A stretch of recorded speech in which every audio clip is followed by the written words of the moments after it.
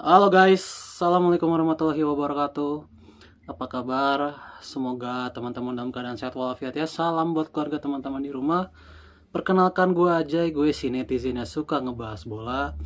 Supporter Manchester United full senyum ya. Dimana dini hari tadi Manchester United berhasil lolos ke semifinal WL ya setelah mengalahkan Lyon dengan sangat dramatis ya dengan skor 5-4 ya, dimana 3 gol United terjadi di babak kedua extra time yang membuat MU yang tadinya tertinggal dengan skor 4-2 comeback dengan skor 5-4 dan ini memastikan MU lolos ke babak 4 besar UEL dan akan menantang Athletic Bilbao ya. Sementara di pertandingan lain ya, Tottenham dan Bodo Glimt juga berhasil lolos dan Athletic Bilbao juga ya membuat Tottenham akan berhadapan dengan Bodo Glimt di semifinal, sementara MU akan berhadapan dengan Athletic Bilbao ya.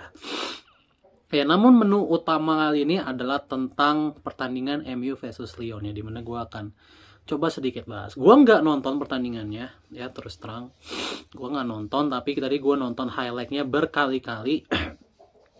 Gue coba mempelajari dan ya gue bisa mungkin sedikit membreakdown ya tentang apa yang terjadi dengan MU dan Lyon tadi ya, dimana pertandingannya berjalan dengan intensitas yang sangat tinggi menurut gue ya, karena MU langsung mengambil inisiatif. Garnacho juga dengan kecepatannya bermain luar biasa dan berkali-kali merepotkan, dan Garnacho pun menghasilkan assist ya untuk Ugarte gitu untuk gol pertama. Jadi pergerakan Garnacho sangat luar biasa. Kemudian MU itu bermain sangat solid, tidak goyang ibaratnya di babak pertama, super kompak, sehingga MU di babak pertama cukup solid permainannya dan berhasil mendapatkan 2 gol. Unggul 2-0 ya. Jadi pendekatan yang dilakukan oleh Amariem di babak pertama itu dengan mengambil inisiatif menurut gue berhasil gitu ya. Namun di babak kedua, gue tidak tahu ya apa yang terjadi di ruang ganti, tetapi MU melakukan pendekatan yang berbeda justru di babak kedua, di mana mereka tidak terlalu agresif, malah bermain cenderung berhati-hati ya, di mana mereka yang tadinya ngepres gitu ya, garis pertahanan juga lumayan tinggi, sekarang bermainnya agak terlalu ke dalam. Di babak kedua agak terlalu ke dalam dan itu membuat Lyon menjadi banyak pegang bola. Dan kita tahu sendiri ya, penyakit Manchester United itu di musim ini terutama itu ada 2 menurut gua. Yang pertama adalah lini pertahanan yang selalu melakukan blunder sendiri. Ya, selalu melakukan blunder sendiri. Pertahanannya itu tidak solid sama sekali total di musim ini ya. Dimana kipernya, backnya, gelandang bertahannya itu selalu melakukan kesalahan sendiri gitu, yang merugikan tim. Yang kedua adalah strikernya tidak ada yang klinis. Højlund, Zeze, Garnacho. Mungkin yang lumayan klinis ini Amad Diallo ya, namun Amad Diallo kan injury prone ya, jadi nggak bisa main terus-terusan. Jadi karena depannya tidak klinis, ditambah backnya yang amburadul gitu ya, ini menurut gue adalah penyakit Manchester United. Dan menurut gue pendekatan dari Amorim yang sedikit bermain berhati-hati, bermain agak terlalu ke dalam, ini membuat Lyon berhasil mengambil inisiatif serangan. Dan menurut gue ini fatal ya, dan terlihat di mana backnya Manchester United ini tidak terlalu bisa menutup gitu ya pergerakan Ryan Cherki. Kemudian Lacazette kan masuk ya di babak kedua, Lacazette gitu ya, nggak bisa gitu Tolisso, dan akhirnya kan Lyon dapat gol juga kan pada akhirnya gitu ya, dapat gol 2-1 dan 2-2. Lyon mendapatkan 2 gol gitu ya, dan ketika skor 2-1 baru MU mulai ngegas lagi, dan menurut gue ini udah lumayan terlambat ya.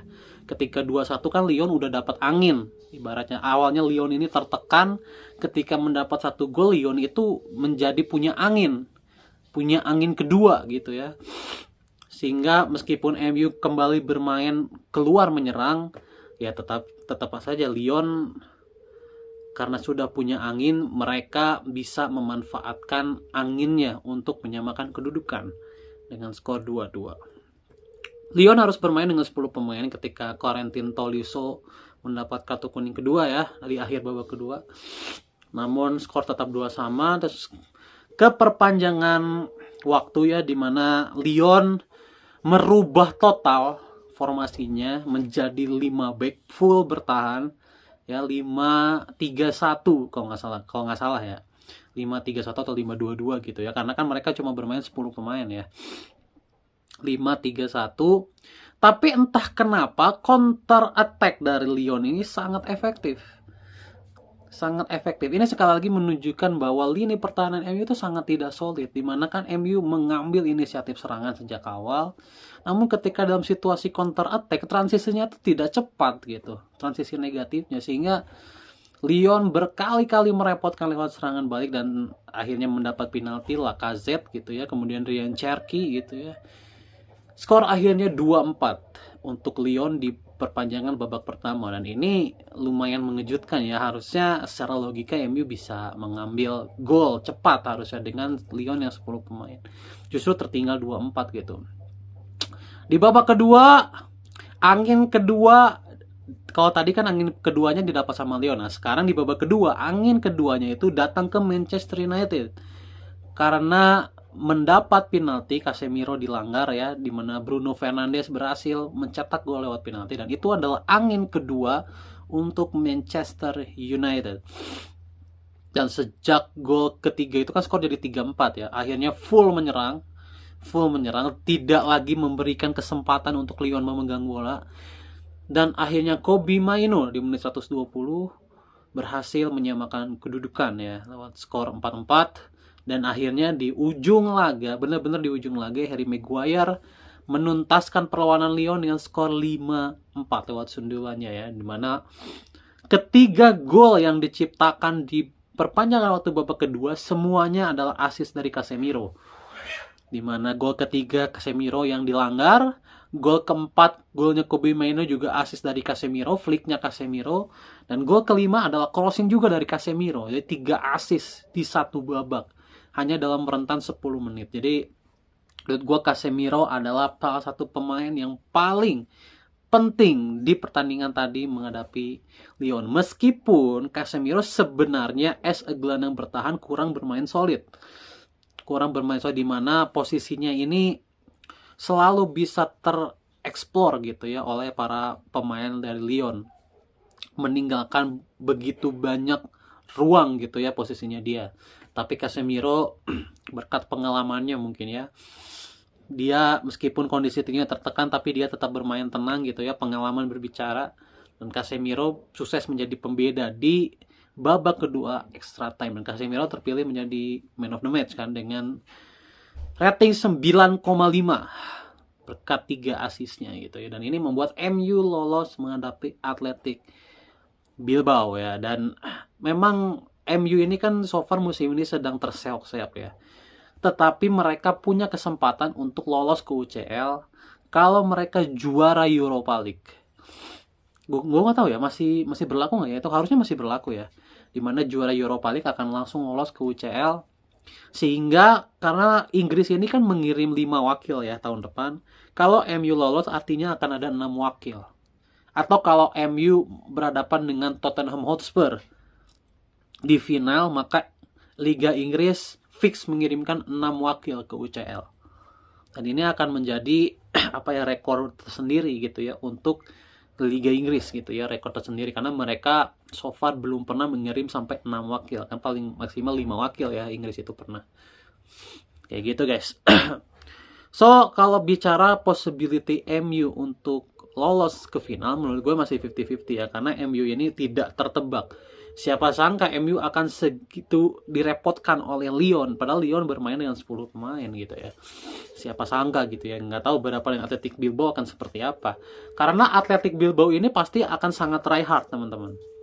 Akan sangat try hard untuk lolos ke final. Kenapa? Karena finalnya nanti akan digelar di rumah mereka sendiri, di Bilbao gitu ya. Sehingga pasti Athletic Bilbao akan melakukan segala cara untuk lolos ke final. Karena di final mereka punya keuntungan akan bermain di rumah sendiri. Dan ini kan menjadi kesempatan satu-satunya Athletic Bilbao untuk berjaya di Eropa dan lolos ke UCL. Jadi itu adalah tantangan yang sangat besar untuk MU.